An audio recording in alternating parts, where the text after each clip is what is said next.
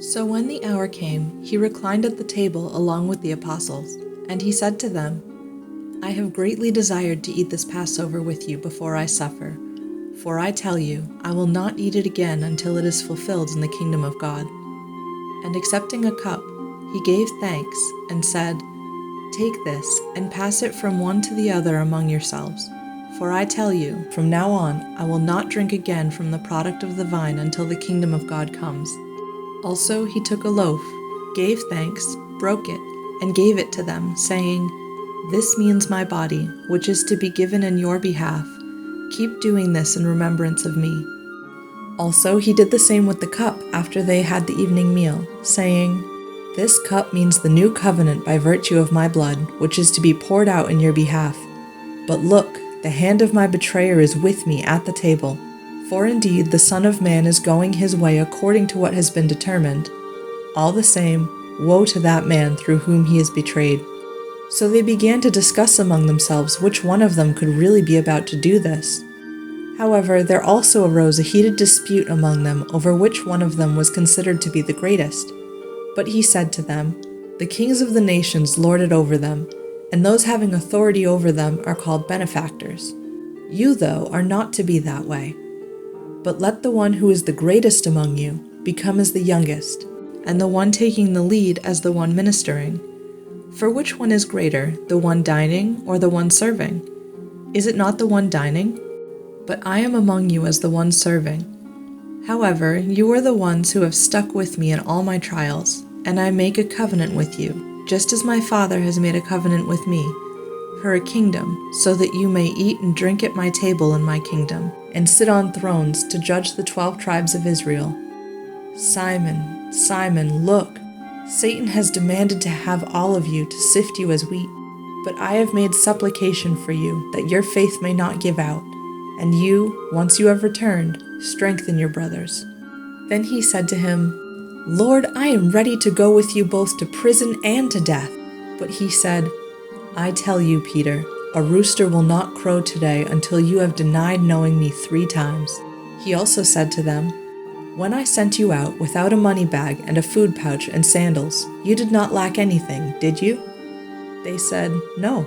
Then he said to them, But now let the one who has a money bag take it, likewise a food pouch, and let the one who has no sword sell his outer garment and buy one.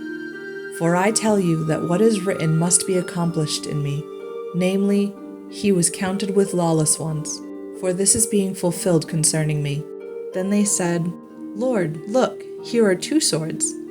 He said to them, It is enough. On leaving, he went as was his custom to the Mount of Olives, and the disciples also followed him. On arriving at the place, he said to them, Carry on in prayer, that you do not enter into temptation. And he withdrew from them about a stone's throw away, and he bent his knees and began to pray, saying, Father, if you want to, remove this cup from me. Nevertheless, let not my will, but yours take place. Then an angel from heaven appeared to him and strengthened him. But he was in such agony that he kept praying more earnestly, and his sweat became as drops of blood falling to the ground. When he rose from prayer and went to the disciples, he found them slumbering, exhausted from grief. He said to them, Why are you sleeping? Get up and keep praying, so that you do not enter into temptation. While he was still speaking, look, a crowd, and the man called Judas, one of the 12, was leading them, and he approached Jesus to kiss him. But Jesus said to him, Judas, are you betraying the Son of Man with a kiss? When those around him saw what was going to happen, they said, Lord, should we strike with the sword? One of them even struck the slave of the high priest, taking off his right ear. But in reply, Jesus said, That is enough. And he touched the ear and healed him. Jesus then said to the chief priests and captains of the temple and elders who had come there for him, Did you come out with swords and clubs as against a robber? While I was with you in the temple day after day, you did not lay your hands on me.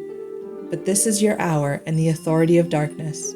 Then they arrested him and led him off, and they brought him into the house of the high priest, but Peter was following at a distance.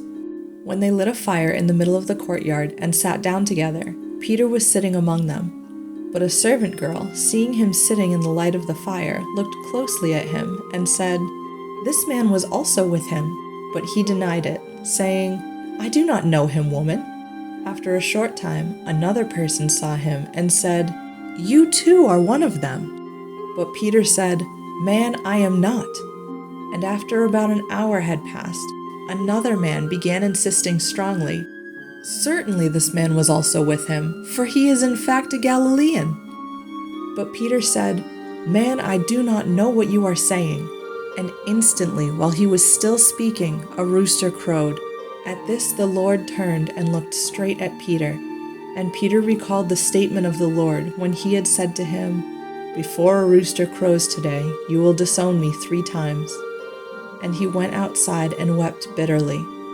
Now the men who held Jesus in custody began to mock him, hitting him, and after covering his face, they kept asking, "Prophesy, who is it that struck you?" And they said many other blasphemous things against him.